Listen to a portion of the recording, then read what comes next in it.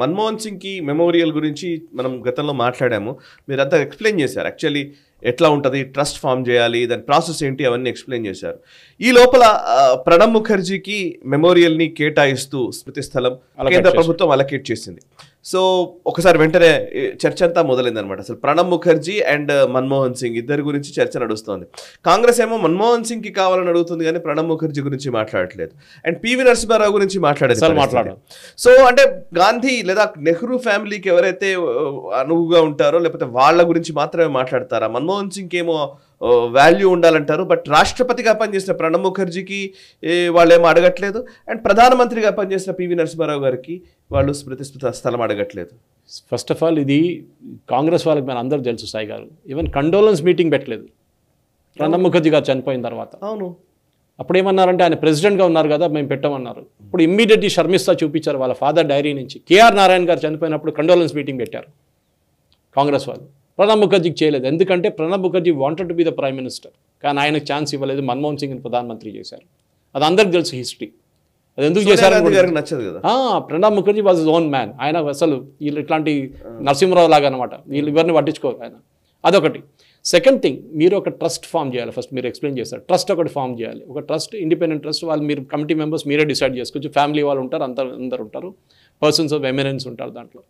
ఇప్పుడు దాకా Manmohan Singh family setup చేయలేదు. వాళ్ళు ఇంకా they are still in the process of coming out of the shock. వాళ్ళు టైం తీసుకుంటారు, 1 నెల 2 నెలలు తీసుకున్న తర్వాత ఒకసారి ట్రస్ట్ సెటప్ చేసిన ట్రస్ట్కి ల్యాండ్ హ్యాండ్ ఓవర్ చేస్తారు. గవర్నమెంట్ కాదు నడిపించేది, ట్రస్ట్కి hand over. Whereas in Pranab Mukherjee's case వాళ్ళ ట్రస్ట్ ఇమీడియట్గా ఫామ్ చేసుకున్నారు శర్మిస్తా. సో వాళ్ళ ట్రస్ట్ వాళ్ళకి ఇచ్చేశారు. నేను ఇప్పుడు అడుగుతున్నా సాయి గారు, Revanth Reddy should demand that PV Narasimharao గారికి కూడా ఒక మెమోరియల్ ఢిల్లీలో కావాలని చెప్పేసి, పివి నరసింహారావు గారికి భారతరత్న ఇవ్వాలని చెప్తున్నారు. ఇక్కడ ఫ్లైఓవర్ ఇనాగ్రేట్ చేసినప్పుడు మన్మోహన్ సింగ్ గారు పేరు పెట్టారు. దానికన్నా ముందు ఎంతో ముఖ్యమంత్రులు ఉన్నారు, ఎంతో ప్రధానమంత్రులు ఉన్నారు ఆంధ్ర నుంచి. నరసింహారావు గారి పేరు అయితే పివిఎన్ఆర్ ఫ్లైఓవర్కి ఉంది. ఎన్టీఆర్ పేరు మీద ఎందుకు పెట్టలేదండి ఫ్లైఓవర్? అదే అడుగుతున్నాను నేను. ఇక్కడ ఎయిర్పోర్ట్ కూడా రాజీవ్ గాంధీ గారి పేరు మీద పెట్టారు. ఓకే, స్టిల్ ఓకే, కానీ డొమెస్టిక్ టర్మినల్ అని పెట్టచ్చు కదా, అది కూడా చేయలేదు. ముందు పాత ఎయిర్పోర్ట్లో ఉండే ఎన్టీ రామారావు గారి పేరు మీద. సో ఇది ఏమైపోయిందంటే ఒక ఫ్యామిలీ కోసం భజన పాడే వాళ్ళకి ఇచ్చారు అన్ని. So Modi government master stroke అది. డెఫినెట్గా ఇప్పుడు కాంట్రవర్సీ ఏమొచ్చిందంటే, మన్మోహన్ సింగ్కి ఇవ్వలేదు, దానికన్నా ముందు ఫార్మర్ ప్రెసిడెంట్కి ఇచ్చారు ప్రణబ్ ముఖర్జీ. ఎస్, వాళ్ళు ట్రస్ట్ ఫామ్ చేస్తారు, వాళ్ళకి ఇచ్చేస్తాం. వీళ్ళు ట్రస్ట్ ఫామ్ చేస్తారు, వాళ్ళకి ఇచ్చేస్తాం, నో ప్రాబ్లం.